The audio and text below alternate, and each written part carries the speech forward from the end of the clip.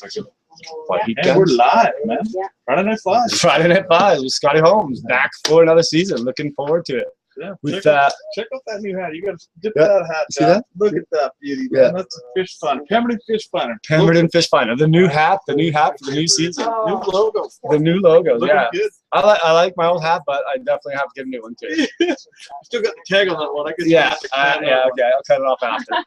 Yeah, but back here it's Scotty the Boulders, the Big Bad Boulder, and Big Bad Brad for another season. We're super excited. Right now we're in the middle of fishing for big trout around big salmon, and it's been lots of fun. And been catching lots of fish. Haven't been tagging into as many big fish so far this year, but I think that's to come. The rain's happening now, and you've been following around me and Scotty, man. That's what the problem is. That's what you gotta go and get some new water. It's been lots of fun. We've had a great year fishing. Don't listen to that big guy.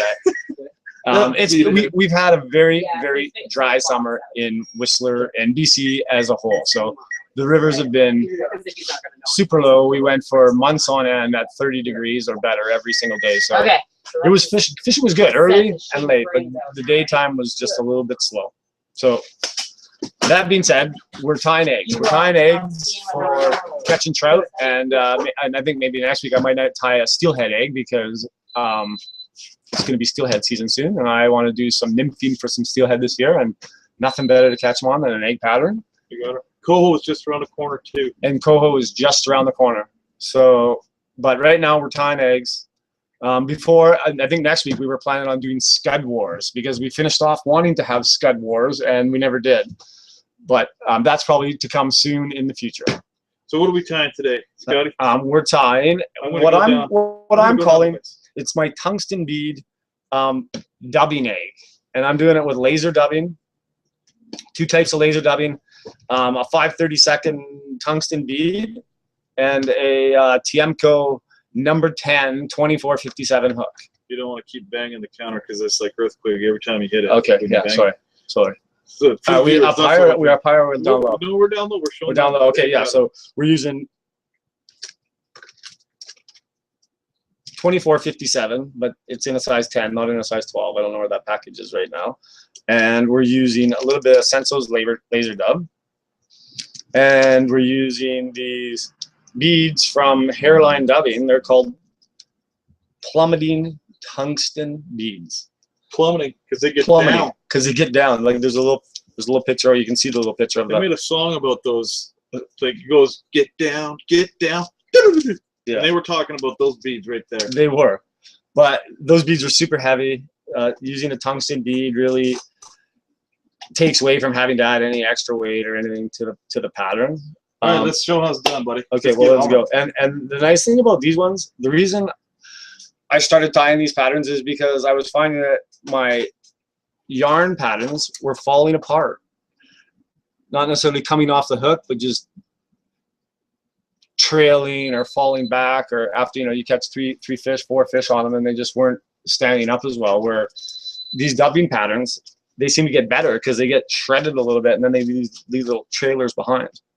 Okay, so we got our bead on there, and we got our hook and vise. We're just gonna tie on a little bit of a thread base.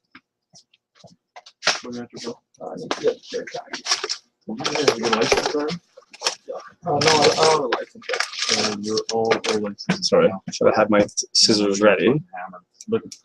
There we go. And then I'm going to bring it back to the top of the hook again. I'm going to grab a little bit of some red laser dubbing. And what I'm doing with this is just going to sort of build it up a little bit to start with, and it's also going to represent the egg yolk dot in the middle. And it also gives a spot for the fish coming up from behind. Something really to concentrate on, I think, because it's right on the back of the hook. And it seems to straighten out their hits a little bit. Watch. We don't need that much.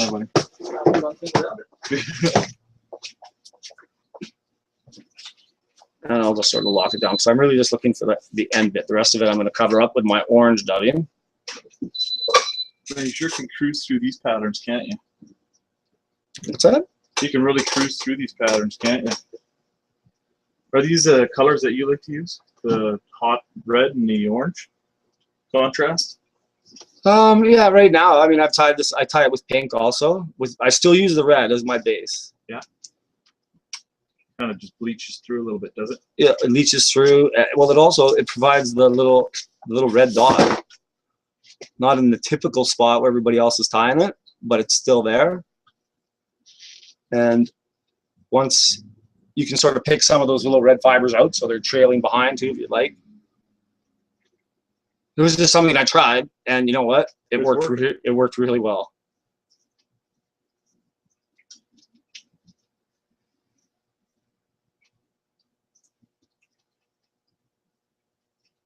I mean, I've tried tying on the bead with nothing this year and fished that, and that worked well. So, but I mean, that's the basis of it right there. You can try to make it a little bit more eggy than, and you know, exactly round if you want. I've done that, and it didn't seem to have a whole heck of a lot of effect. I think they're hitting on a color, a shape, or a general shape. Yeah, like that's pretty round. That's good enough for me. So I'll just do a couple wraps, and then whip finish, and she's done. Yep. One. Yes. Make sure you secure it really nice. That's the biggest thing about the egg patterns as a whole. They don't have any wire or anything really holding them down to hold all that dubbing in, so it gets shredded pretty quick. You know, so you can start catching some bigger fish. And then, yeah, if you want, you can pick it out.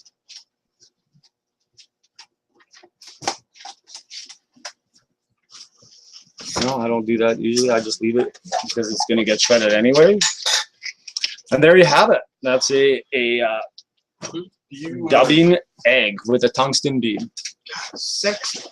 Do you pick that out a little bit, or I kind of well, yeah, I did a little bit, but yeah. But as it's going through the river and moving and stuff and banging the bottom, it probably it bangs bottom. You got the one thing I was going to say that I do that I didn't do tonight is I didn't have time. Is that I usually take these beads and I soak them in like Flex Cement or something like that, and then use it after that, just so it keeps them lasting a little bit longer, so they don't bang the paint off them quite so fast.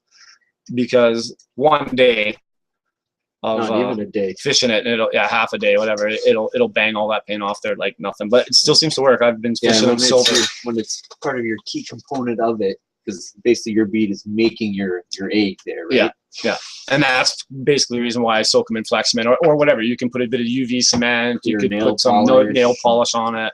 But I suggest if you're doing that, do it before you start tying. Like, so I just soak like 4 or 5 beads, let them dry, and then tie the hooks later. Do you dry them on like a pin or anything? Yeah. So you Yeah, put them on a pin. Yeah, I just leave it in the vise and put it on a pin, and then boom, done. Yeah, because then you can load like 5 okay, well, there you go. That's I I mean, and that's the same thing. And there's one. We're up top. What's up? We're up top. Well, there's one. Okay, well, and there's one in pink. Same thing, but in pink. Bigger bead. Looking pretty sweet. The idea being when I'm fishing these things is I like to change them up. I like to have 4 or 5 different patterns and just move through them quickly. So if they hit something right away, I like to change it up and then run something, wait a couple minutes and then run something else by them, especially if I get a nice hit, because generally speaking, those bigger fish aren't going to hit more than a couple times. Then they're gonna figure it out and go, yeah. Hopefully you set the hook on one by then. Eh? Yeah, well, it's not always that easy. You do the best you can. Friday Night Flies, Scotty Holmes, tying up the recipe for the weekend. And I'm going to come back. I'm going to tie one more. I got a chenille nymph or a chenille egg that I'm going to tie, another super fast, super easy one to tie. See you in a minute.